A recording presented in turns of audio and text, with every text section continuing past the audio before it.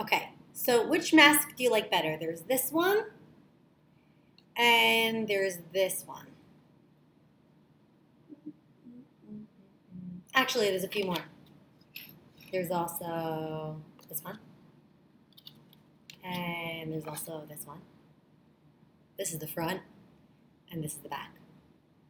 Talking all about masks because there's a Jewish holiday Purim coming up. Purim has a whole story about the salvation of the Jewish nation and how they were all going to be annihilated. But there's also this big piece of dress up. And we kind of dress up with our families, almost similar to how people celebrate Halloween.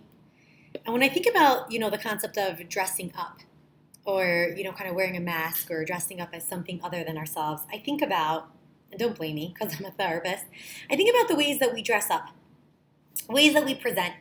I know I have different parts of myself that I present to the world, to myself, and to other people. And so I get curious, if you had a mask, if you had an empty mask right now, right? Who does the world know you as? Who are you? Who are you not? Right? And then I'm wondering, like, internally, who are you to yourself? Right? How do you feel when you kind of put on the mask? Like, if you pretend or if you feel like you always need to say yes to people because you're afraid of disappointing them, right? So does it look very shiny and glossy on the front but very dark on the inside because you're self-neglecting, right? Are you in a relationship or in a situation where your needs are not really being met? Maybe you got to work on doing some internal work or looking at what's happening that you're not honoring that and there's the shininess. Or is it that maybe internally you're feeling so nourished? Maybe internally you're doing some very deep healing work. Or maybe you are learning some really important lessons in life and actually it's becoming a beautiful place to be. Maybe beautiful and painful, right? Because life is a combination of pain and joy, right? It's usually a combination. And whatever this internal world is, it's really just private for you and yourself or the people that you want to bring into this, right? In terms of your own boundaries, who do you want to bring in? And what's the face and what's the presentation you have with the outside world? So just some thinking points when it comes to the holiday, when it comes to mask making. Personally love the concept of mask making. I think it's really powerful to look at the ways that we might be wearing masks, how we cover ourselves up, and how we look at the world, right?